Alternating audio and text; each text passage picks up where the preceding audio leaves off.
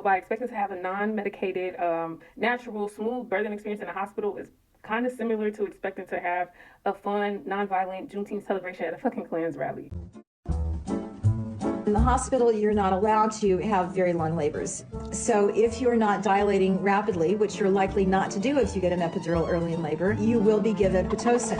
They'll put the Pitocin in the IV. It will flow into your veins. Pitocin makes contractions longer and stronger and closer together. So then the pain of labor is much worse. So you go with that for a while because you have the epidural, but eventually the pain of the contractions is overwhelming the epidural. You need to up the epidural, and then labor slows down more because of that, so then you need more Pitocin. Now you're not feeling the pain of the extra Pitocin because you've got the epidural, but your baby is getting compressed blood and oxygen supply because Pitocin contractions last so long and are so strong, the blood and oxygen flow to the baby is compromised.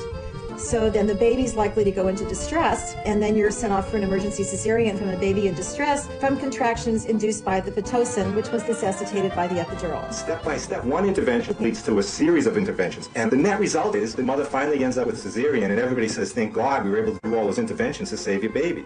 The fact of the matter is, if they didn't start the cascade of interventions, none of that would have been necessary. There is clearly an association with induction of labor and cesarean delivery.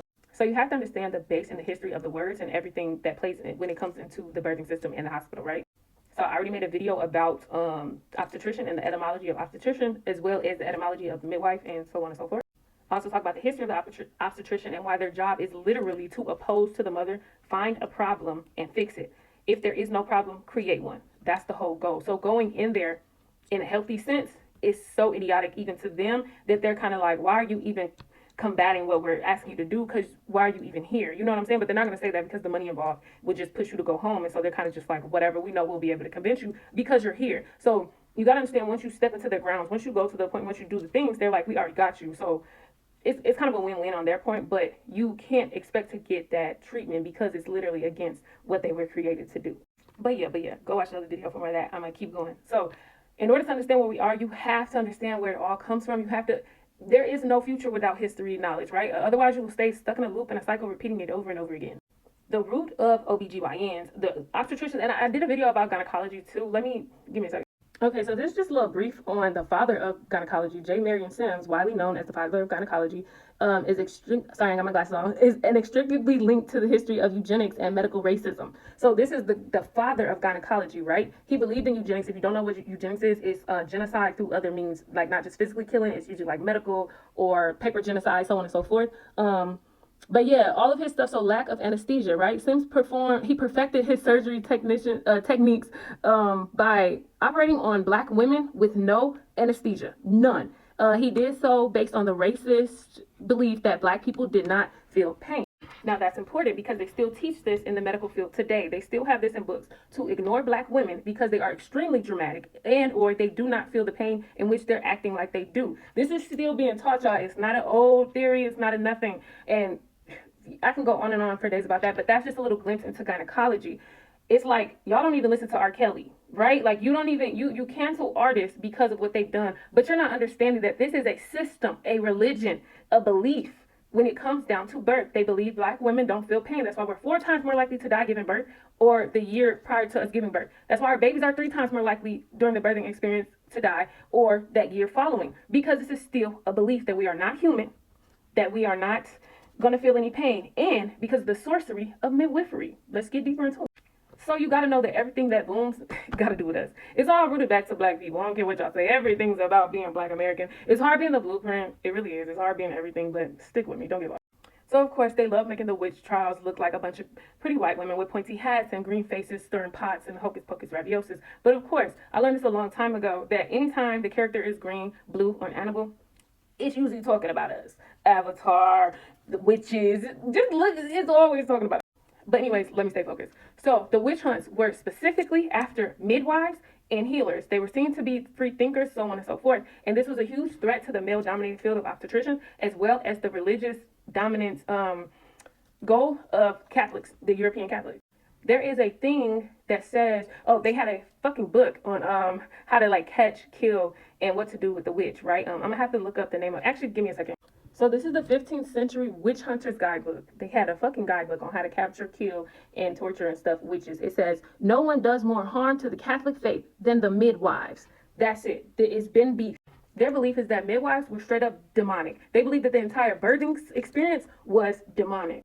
So yeah, right here. So midwives and women's reproductive functions directly to Satanism. So they believe that our reproductive functions and being a midwife was directly linked to Satanism, y'all. I cannot make this up. Accusing them of magically causing miscarriages and impending procreation. Also with the umbilical cord. Now let's really look into this one, right? Because, hold on, give me.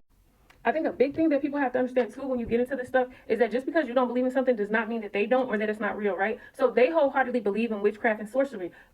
They also practice it, right? Most of what we speak is spells. That's why spelling, cursive, they teach it, they practice it, they live under it. While they have you under this religious and like empty-minded idea that nothing else is going on around you, right? But peep what I'm about to read, and then the okay, so placenta, umbilical cord, right? Midwives were sometimes falsely accused in witch hunts of magically stealing the afterbirth to use in potions, curses, and dark magic rituals. You peep that? Now, what is happening in the hospital other than them stealing your fucking placenta, stealing blood from the cord?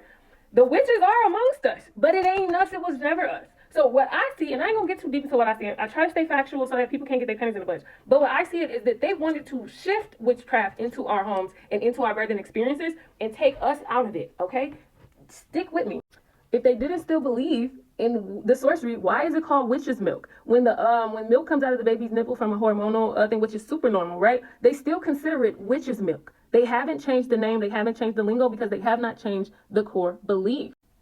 Now you also have the fact that the midwives and the wise women who guided these processes were often targeted with accusations of witchcraft because of their specialized knowledge in fertility herbs and reproductive health, which the men could not do. So they couldn't dominate that field and they couldn't kick them out. And this was a time, especially with religion and like Catholic religion, that it's male dominated and ran by the men. So what better thing to do than to convince you that it's witchcraft and sorcery so that they can get their foot in it.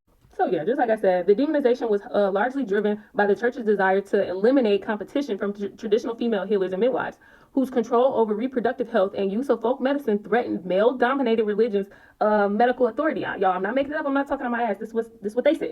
And this is why the father of, or the head of gynecology would be a male in the first place. Doesn't even make any fucking sense, but let's keep going.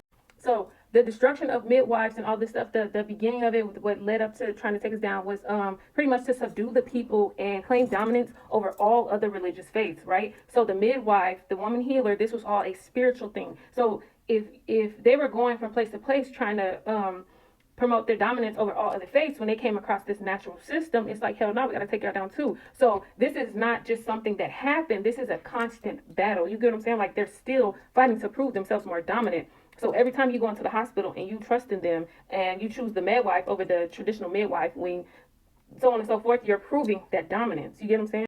Now, I wasn't trying to squeeze it all into one video, but I'm not even going to try to do it. I just want you to kind of take all that in, and then I'll get into the midwife and how that all plays part two, because a lot of people go into the hospital and they get a midwife or a midwife, and they think that, like, oh, that's doing something different. But she is just the extension of the obstetrician, and she is known as the traitor of midwifery. The certified nurse's midwife is the sellout, is the imposter, is the traitor, is the one who who finally sealed the fucking jar. You know what I'm saying? Like, that was the ultimate sorcery, the final spell of them all. But stick with that part, and we'll get into that part next time.